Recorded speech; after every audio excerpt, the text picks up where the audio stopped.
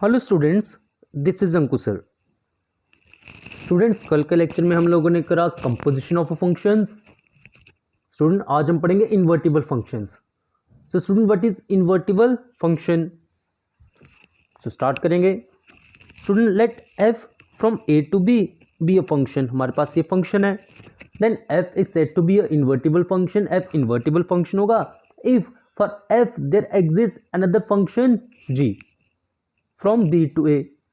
F from A to B के लिए हमारे पास फंक्शन होगा G from B to A such that student G composition F किसके बराबर होगा? I X, where I is the identity function, and F composition G किसके बराबर होगा? I Y. अगर स्टूडेंट जी कंपोजिशन एफ ये भी आई एक्स होएगा, एफ कंपोजिशन जी ये आई वाई होएगा, दैट इज दोनों की इमेज क्या है? Identity function.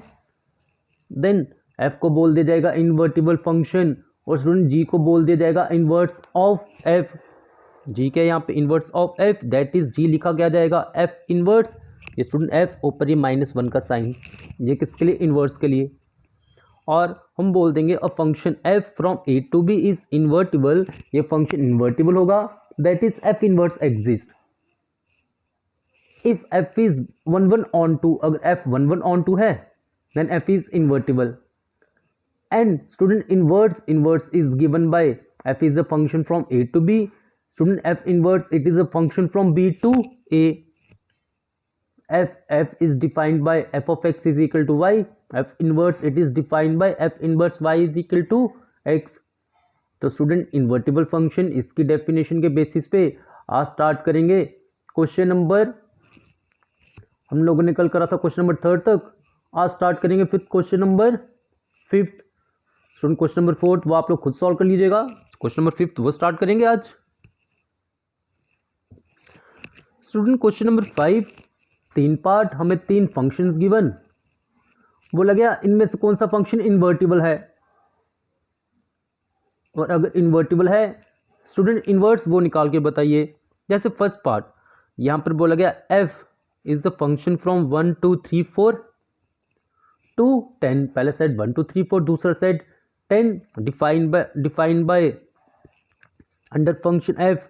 First pair 1 10, second pair 2 10, third 3 10, next 4 10। अब स्टूडेंट ये देखिए इस फंक्शन के लिए डोमेन के सभी एलिमेंट्स की सेम इमेज, बट 1 1 के लिए डोमेन के सभी एलिमेंट्स की इमेज होनी चाहिए डिस्टिंक्ट। तो स्टूडेंट दिस इज नॉट 1 1। अगर ये 1 1 ही नहीं है, इन्वर्टिबल होने के लिए फंक्शन 1 1 ऑन 2 होना चाहिए था। अगर ये 1 1 ही नहीं है, it mean it is not invertible, it mean F inverse does not exist. इसी तरह से स्टूडेंट पार्ट नंबर 2 उसमें भी वो फंक्शन 1 1 नहीं होगा, मतलब इन्वर्टिबल नहीं होगा। नेक्स्ट देखेंगे पार्ट नंबर 3। स्टूडेंट पार्ट 3 यहां पर given h is a function from 2 3 4 5 to second set 7 9 11 13 defined as first pair 2 7, मतलब 2 की इमेज 7, सेकेंड पेयर 3 9, 3 की इमेज 9, नेक्स्ट पेयर 4 11, नेक्स्ट 5 13। अब सुनिए यहाँ से क्लियर है, डोमेन के हर एक एलिमेंट की distinct image it is 1 1। Also every element in code domain के जितने भी एलिमेंट हैं 7 9 11 13 इन चारों की प्री इमेज भी है, it is on 2। It mean H is 1 1 on 2, मतलब h is invertible defined as h inverse under h 2 की image 7, therefore under h inverse 7 की इमेज 2, under h 3 की image 9, so under student h inverse 9 की image क्या हो जाएगी? 3, h की image under h 4 की image 11, so student h inverse के लिए 11 की इमेज 4। सिमिलरली लास्ट 5 13 इस पेयर के अकॉर्डिंग एच इनवर्स के लिए 13 की इमेज क्या हो जाएगी? 5। तो स्टूडेंट इस तरह से पार्ट नंबर 3 ये कर दिया जाएगा, और इस तरह से हम लोग क्वेश्चन नंबर 5 वो कर लेंगे। नेक्स्ट स्टूडेंट्स क्वेश्चन नंबर 6 यहाँ पर बोला गया F is the function from -1 1 to r defined as F of X किसके बराबर? x upon x plus 2। इस फंक्शन का इन्वर्स निकालने के लिए वो बोला गया, फंक्शन का इन्वर्स निकालने के लिए फर्स्ट हम लोगों को ये देखना होगा whether this function is 1 1 on 2 और नॉट, क्या ये फंक्शन 1 1 ऑन 2 है कि नहीं है। स्टूडेंट 1 1 ऑन 2 के लिए, सॉरी 1 1 के लिए हम लोगों ने स्टार्ट करा F of X one is equal to F of X two से। Student F of X one किसके बराबर होगा, X one upon X one plus two, वो लिख दिया, is equal to F of X two. Student F of X two क्या होगा, X two upon X two plus two. और student यहाँ से क्रॉस मल्टीप्लाई करने के बाद, सिंप्लीफाई करने के बाद हम लोगों ने देख लिया X one is equal to X two. So student F is 1 1। Next onto के लिए, स्टूडेंट ऑन टू के लिए let Y is equal to F of X, Y F of X. Student हम लोगों को क्या करना, इसके लिए एक्स निकालना और एक्स इसकी डोमेन उसको बिलोंग करना चाहिए। So student Y is equal to F of X, it mean Y किसके बराबर आ गया, X upon X plus two. X plus two हम लोगों ने क्रॉस मल्टीप्लाई कर दिया और स्टूडेंट सिंप्लीफाई करने पे हम लोगों ने एक्स वो निकाल दिया, क्या 2y upon 1 minus Y. So students for y हम लोगों ने x निकाल दिया, therefore f is on to.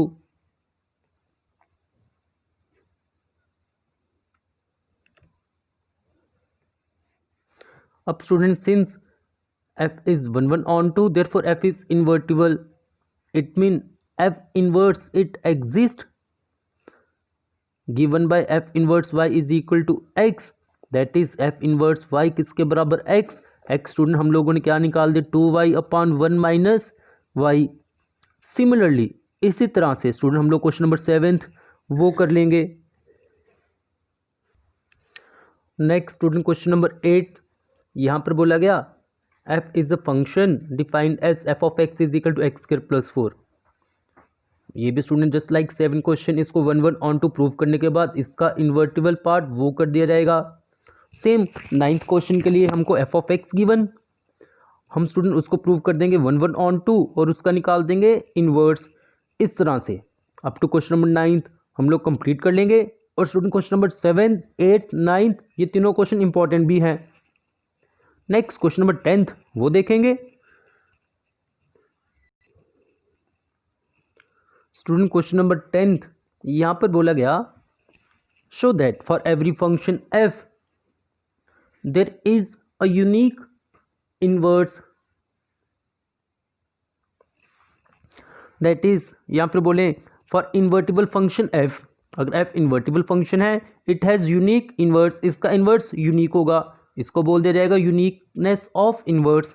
That is invertible function student उसका सिर्फ एक इनवर्स होगा। देखिए अब इसको किस तरह से प्रूव करा जाएगा, हमें given f from x to y is a invertible function, मतलब f का इनवर्स एग्जिस्ट करेगा। अगर पॉसिबल है सपोज कर लीजिए it has two inverses g1 and g2।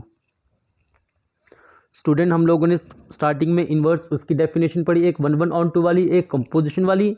अब देखिए g1 और g2 ये दोनों f के इनवर्स हैं, देयरफॉर f कंपोजिशन g1 किसके बराबर i y और f कंपोजिशन g2 ये भी i y, क्योंकि g1 g2 दोनों क्या है f के इनवर्स हैं।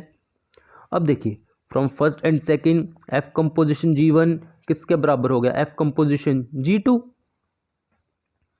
दोनों साइड मैंने इनवर्स वो अप्लाई कर दिया, f inverse composition g1 is equal to f inverse composition f composition g2।